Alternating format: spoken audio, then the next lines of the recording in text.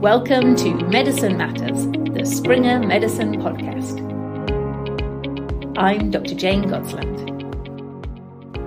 In this episode, we'll be examining the latest clinical guidelines for the assessment and management of dysphagia. With between 10 and 20% of the population experiencing dysphagia at some point in their lives, it's an issue causing significant burden on both population health and clinical resources. Considerable variability in diagnostic approaches and criteria, and in intervention efficacy and patient outcomes are confounding the problem. This reality underscores the need for updated evidence-based recommendations to help clinicians navigate their care of individuals presenting with chronic dysphagia. Fortunately, the UEG and ESNM recently published new guidelines that seek to address these challenges. As always, the full transcript and links to all documents, including the published guidelines discussed in this episode, are available on our website, www.springermedicine.com. I'm Natalie Wood, and I am a Senior Clinical Content Manager with Springer Medicine. Today, I am excited to be speaking with Professor Edoardo Savarino from the University of Padua about dysphagia, specifically the joint guidelines from United European Gastroenterology and the European Society for Neurogastroenterology and Motility that were published in June this year. Welcome and thank you for joining me. Hello Natalie, thank you for the kind invitation, and I'm happy to talk about this project, which indeed was covered in the last 3-4 years, so it was a huge project, but luckily we came to an end, and the publication, of course. Yes, that must be very satisfying, and to see the article out there. Just before we sort of really dive into the guidelines, I wondered if you could perhaps just start by telling us a little bit about what sparked your interest in esophageal disease and dysphagia in particular. First of all, I'm an esophagologist, so I cover many aspects of gastroenterology, including, of course, the esophageal diseases, from gastroesophageal reflux disease to motility disorder to eosinophilic esophagitis and other main conditions, the esophagus or the upper GI more in general. This is part of my training when I was a fellow. Then was part of my PhD, although my PhD was covering also the immunomediated disease, since I work also in IBD and so on. And then I was deeply involved in many guidelines for esophageal diseases, because we publish a lot as a group. Also, when I moved from my original University of Genoa to University of Zurich to now University of Padua. And so we accumulated a lot of background and knowledge about the topics we covered in these guidelines and many others. So that's the reason we took care about dysphagia, which is something that was completely lacking in the literature. And of course, thanks to the help of many colleagues and the UEG. Yes, actually, that leads us really nicely into my first question, which was really to ask you what it was that had prompted the development of these guidelines. And as you've sort of alluded to, it was lacking. So what was it you were really hoping for when you saw everyone was brought together to develop the guideline? Yeah, dysphagia is a symptom and maybe also a syndrome when is based on functional complaint, which is a little bit uncovered by current guidelines, and also a little bit underestimated in terms of what to do in clinical practice in terms of diagnosis and therapy from many colleagues who work in gastroenterology, but also outside gastroenterology, internal medicine, ENT, and so on. So we decided, together with the European Society of Neurogastroenterology and Motility and UEG, to develop guidelines in order to cover the dysphagia complaint from every perspective and providing some recommendation in order to do something for this patient, for a symptom which is quite prevalent in clinical practice, because between 10 and 20% of the population complain of dysphagia during their lives. So it's a prevalent symptom which require many investigation or at least some knowledge in order to manage this patient in the correct way. Yes, absolutely. And that was something I was going to ask actually in terms of the guideline. Obviously, it's a huge article. I think it's like 41 statements that you've covered, and it's broken down into sections. And the first one is looking at the definition and epidemiology of dysphagia. And you've alluded there to the prevalence being 10 to sort of 20%. What were the other major take-home messages from that part of the guideline? Do you think there's anything else that might, surprise people? I mean, during the research activity we did for the guidelines, we saw that there are not many studies working on investigating the epidemiology of dysphagia, which is quite interesting, and many of the data we have available come from different specialties, which is one important issue which led us to involve many other societies, not only gastroenterology, not only neurogastroenterology motility, but also the European Society of ENT, the European Society for Clinical Nutrition, Gastrointestinal Abdominal Radiology, Swallowing Disorder, which is probably one of the main societies involved in the guidelines, and more in general in the management of these patients. So we discovered that indeed this is a symptom that may become a syndrome, but is not only something that a gastroenterologist should take care, but also many other specialists who may encounter this symptom and manage this patient. So this is a very important message, which is this is a cross-sectional guidelines and should be read and maybe implemented in the clinical practice by many of my colleagues, not only gastroenterologists. Yes, I completely take that point. And obviously you've covered dysphagia as a whole. So that's the oropharyngeal dysphagia and the esophageal dysphagia. And that was obviously a conscious decision, I guess, because patients arrive with the same symptom. They're having difficulties with swallowing. Taking it back a little further, are you anticipating that these guidelines will also be useful to primary care physicians, because they are people who will see the patients initially? Fully agree with what you said. I mean, the primary care physician are always the first physician who are in contact with this patient and can check initially potential causes of dysphagia and then send the patient to the appropriate specialist. So this is particularly important also for them, and but for everything I do, usually I try to involve the GPs because they are so important for a good management of the patient, independently from symptoms or location of the disease and so on. And I hope that this collaboration will be forever and ever. So talking about that link between the primary care and then the referral, I noted that one of the points was saying, about the careful history taking is recommended. And I guess that's where it starts with the primary care physicians, because particularly in that first section of the guidelines, it's pointing out all the different characteristics. And then the second section, when it goes into like the pathophysiology and comorbidities. So is that how you imagine it, that this first part in particular will be what helps get people to see the right specialist in the first place? Yeah. There are many questionnaires or at least some stuff that can help a physician to identify a condition or at least to suggest the patient what to do. The main point is always asking the right question to the patient. Usually you have the right answer. So dysphagia is a symptom which is, as mentioned before, a little bit underestimated, because many patients believe that having a little bit of dysphagia in a week is something normal, depending on how they chew, when they swallow, how much they drink. So there are many reasons why they underestimated the condition. And also, there are some behaviors which patients usually build up for reducing the burden of the symptoms, like dividing the food in many small pieces, drinking a lot, or try to avoid some foods with complex texture like meat, apple, and so on.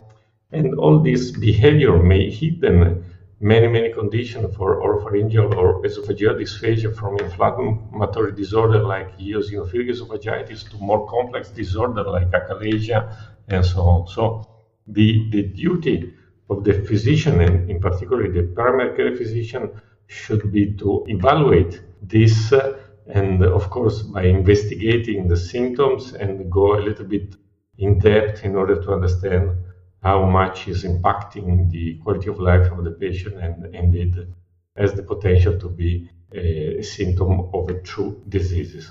If we move on from talking about the definition and the epidemiology, and I did note that you put forward a definition and that perhaps that was sort of a little lacking, so hopefully that will be a really good start as well for people. But then the pathophysiology and related conditions.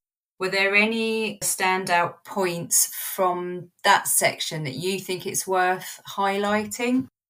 I probably should understand one point. The dysphagia guideline cover all the conditions which may cause dysphagia apart from those who have been already covered by other guidelines. So we did not go into details regarding the achalasia and the eosinophilic esophagitis. This is important because if people want to find something regarding those two conditions, they will not find them in the guidelines because are already covered elsewhere. So we try to stress the other potential conditions associated with dysphagia, including the neurological, neuromuscular, rheumatological, endocrinological, infectious, congenital, structural, mechanical, and oncological, many potential conditions which could not be covered by one guidelines. We mentioned about that, but we also stress that we had to know that dysphagia may be secondary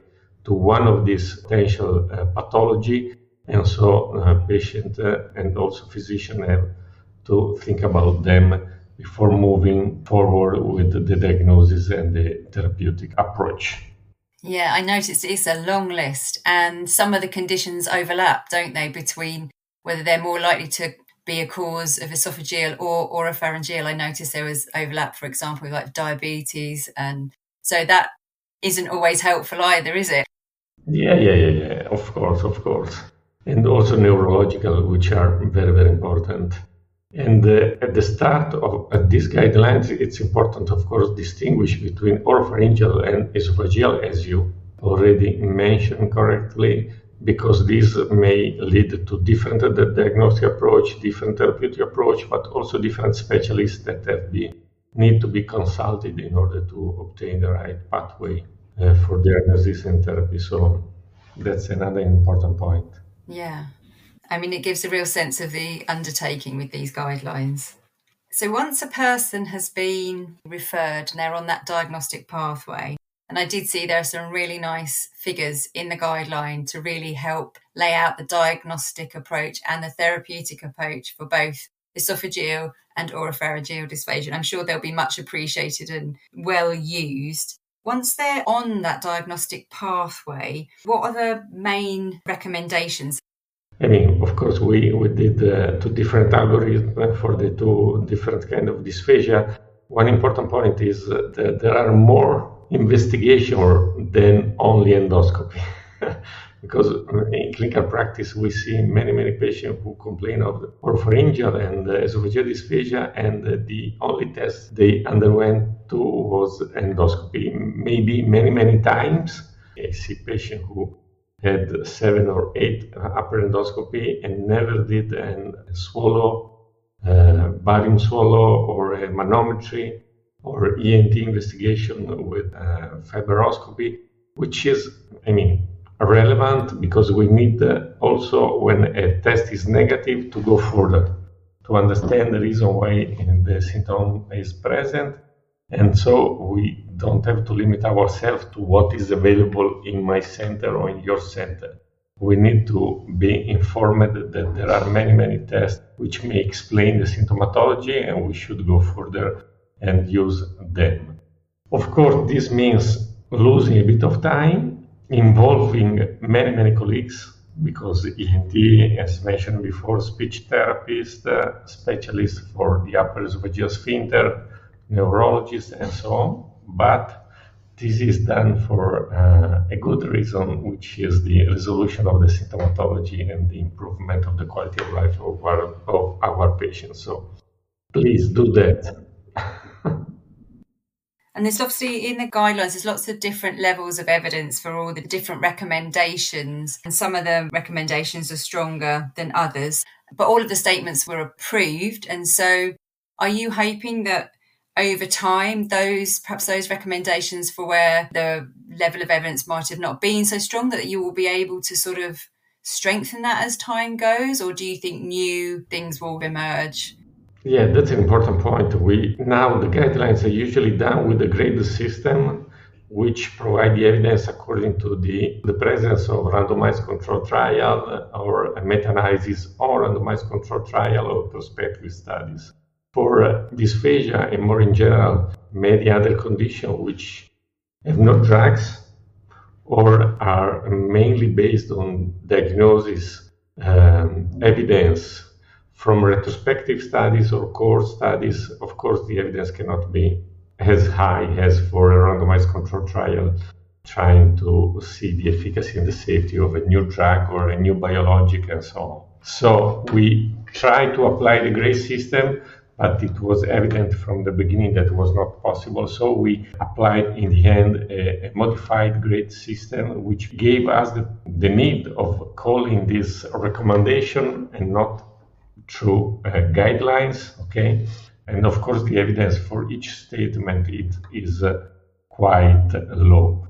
But this is current practice. This is what we do in clinical practice from every country in the world. So we have many representatives from many physicians from many countries in Europe. So this is done in Italy, in France, in UK, in Romania, in Germany, so it can be generalized everywhere. And of course, the evidence is low now. Probably in the future, I'm not expecting will be higher, but this is something that is more empirical than evidence-based. So, I was going to ask, I suppose, in terms of diagnosis and all of the technological advances there have been. I mean, starting with endoscopy, and then we've progressed and we've got manometry now, and we've got endoflip and all of that kind of thing. How do you see that fitting into sort of a routine workup for something like esophageal dysphagia? They're still sort of, highly specialized tests, and how they're accessed and getting patients to have those tests. How easy is that to implement? Yeah, this is a very good question. Indeed, more in depth we go and more complex are the tests and difficulties in terms of availability of these tests. So endoscopy is available everywhere. Then if we move further for high resolution manometry and endoflip with this device able to measure the distensibility of the esophagus and also the secondary peristalsis of the esophagus, this is quite more rare in every country, I believe, at least in Europe, which is a very common device in US, but in Europe still has to be implemented in clinical practice. So that's another good point, that when the diagnosis is going to be a little bit more complex, we should send the patient to a referral center, high specialized center for esophageal diseases. And this is not true only for high resolution manometry and endoflip. Also for some tests regarding the use of MRI or CT, we need radiologists who are specialists in swallowing disorder, because everyone is more dedicated to an aspect of the different diseases and conditions may occur in clinical practice. And so in some cases, it is better to send this patient to a highly specialized center. Also because the treatment coming from the diagnostic approach usually is done in this center rather than in the general community or in the general gastroenterology center. So we need to be aware of which is the best center close to our activity in order to send the patient there and to have the best for their condition. Yeah, I was going to ask a little bit about therapy, but I think you've really touched on it there. I guess as people work their way through the system and the diagnosis becomes more specialised, the treatment becomes more sort of involved. So it's probably not useful to talk about individual sort of interventions. I did note that it was saying in terms of medical therapies can be quite limited if it's a motor function issue and stuff like that. Yeah. Medical therapy is quite limited, particularly when we are talking about motility disorder of the esophagus, including ineffective esophageal motility, hypercontractile disorder, or EGJ flow obstruction, but also for achalasia is much more implementable in eosinophilic esophagitis because we have a drug quite effective in that field, like topical corticosteroid, and now the first biologic which has been developed and launched in the market 2 years ago. We have some drugs for functional dysphagia, which is a condition diagnosed according to the ROM 4 criteria, which will be ROM 5 next year in May, which can provide us many insights on how to define the condition, to treat the condition with neuromodulators or behavior therapy. Of course, we have drugs when we have a rheumatological disease, neurological disease, which may explain the symptomatology. But of course, in this case, we need to be doing the right diagnosis and then treat the condition underlying the symptomatology. For oropharyngeal dysphagia, probably is much more complex than for esophageal dysphagia, because for oropharyngeal dysphagia, the number of treatment are less than for esophageal dysphagia. In these cases, most of the patients are treated according to the anatomical condition, functional condition, or neurological disease behind the symptomatology. And the treatment is usually done through different techniques able to improve the symptomatology, like deep brain stimulation, peripheral magnetic stimulation, electrical stimulation, many treatments which have limited evidence of efficacy, but there is the efficacy, so it's important that the right specialist is going to cover this aspect and is giving the right treatment for your patient. So moving on slightly to say, how have the guidelines been received? Because obviously they were published a little bit earlier on in the year. So I wondered how you feel they've been received by the community so far. I mean, these guidelines were presented in 2 or 3 big meetings like UEG week, and the room was full. So I believe that was quite appreciated, and also was contacted by many GPs, not only specialists, asking me or giving me good feedback regarding its usefulness. Also, the fact that this was a project led by me, but also by Amir Mari from Israel, who helped a lot in disseminating these guidelines, is a point of strength because, again, many society around Europe or the world, meaning that the widespread diffusion of the guidelines will be helpful and will be effective in order to provide the same evidence in order to treat this patient. Of course, nothing is perfect, and luckily, because otherwise I would not have the possibility to improve, and also this guideline can be improved. But I believe that this is a very good starting point also for communicating between us, gastroenterologists, and radiologists, and neurologists, and ENT specialists, particularly those involved in swallowing disorder, from Nathalie Rommel, Per Clavier, and many other specialists who take care of patients with oropharyngeal dysphagia. So I'm very enthusiastic about these guidelines, and I hope they will go very well. I've taken up lots of your time, and I really appreciate it. I want to bring our conversation to a close.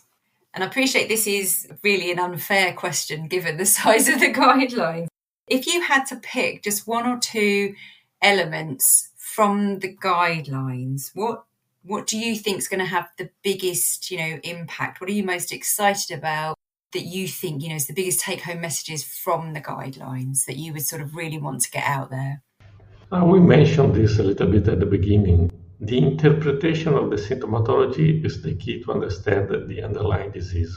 And I have to say that many colleagues usually tend to be a little bit fast when they do the history taking and when they investigate the symptomatology. When you are able to distinguish between oropharyngeal and esophageal, then you are already going in the right direction of the diagnosis. So I believe this is a very, very, very important message. And also the interpretation of dysphagia, because dysphagia can be interpreted as harbor, as chest pain. There are many, many, unfortunately, misleading concepts regarding it.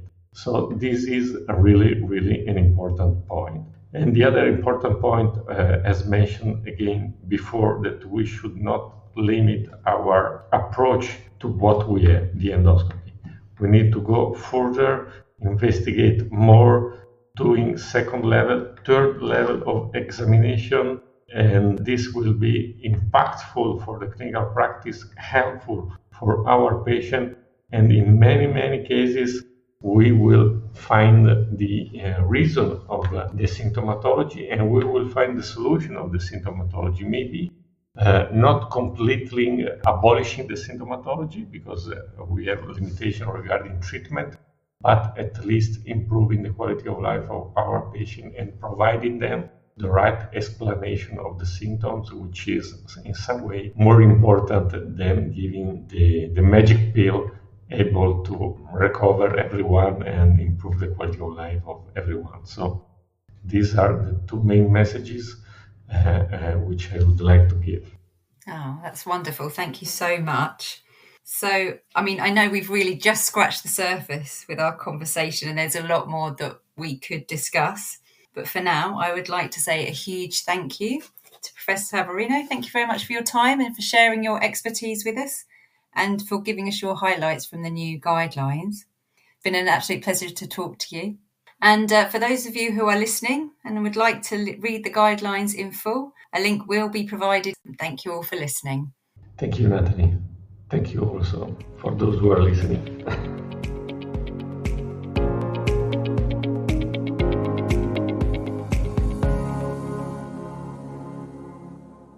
This podcast is intended for healthcare professionals for their ongoing medical education and entertainment. It should not replace the professional advice of a doctor or pharmacist and may not be used as a basis for diagnosis or any change to the prescribed treatment of disease. The views expressed by our moderators and guests are their opinions and do not represent the position of any third parties.